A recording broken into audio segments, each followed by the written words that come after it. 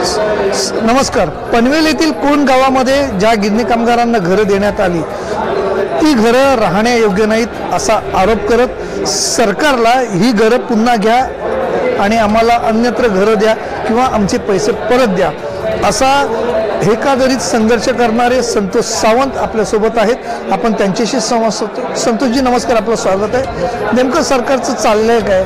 आपली फसवणूक केली जाते असा आपण उघडपणे आरोप करतात आणि त्या आरोपाला धरून 9 तारखेच्या मोर्चात सहभागी होतात। हा मोर्चा यशस्वी होईल आणि सरकार तुमच्या मागण्या मान्य करतील असं तुम्हाला वाटतं का? निश्चितपणाने मी मगाशी म्हणालो की पनवेल जवळ एक 5 किलोमीटर अंतरावरती कोंडगाव आहे।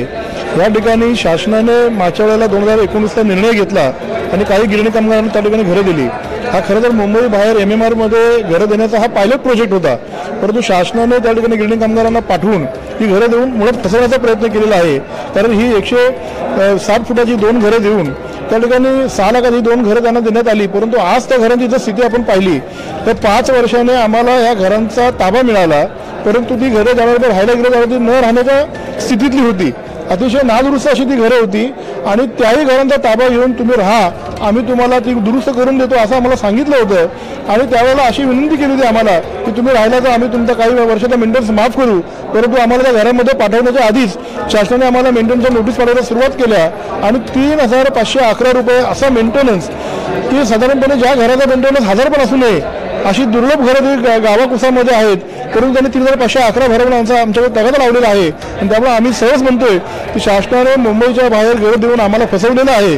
किमान राहिलेल्या 1 लाख लोकांना शासनाने मुंबईच्या बाहेर कुठलंही घर देऊ नये, अन्यथा आमच्यासारखी त्यांची फसवणूक असा आमचा आरोप आहे।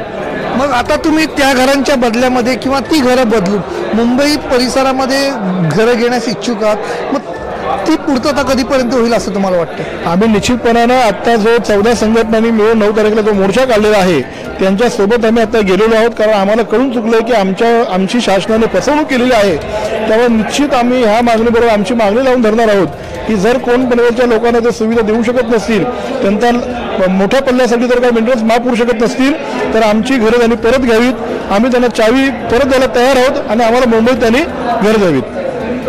येत्या 9 तारखेला गिरणी कामगारांचा महामोर्चा राणीबागेपासून आझाद मैदानपर्यंत येणार आहे।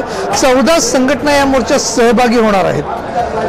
ही 14 संघटना म्हणून सरकारला 14व रत्न दाखवून आपल्या मागण्या मान्य करून घेणार की पुन्हा हा प्रश्न भिजत घोंगड्यासारखा कायमचा पडून राहणार हे येत्या काही दिवसात आपल्याला दिसेलच। तोपर्यंत आपण विश्रांती घेतोय। मुंबई येथून दिनेश मराठेसह सलीम खतीब, मुंबई। धन्यवाद।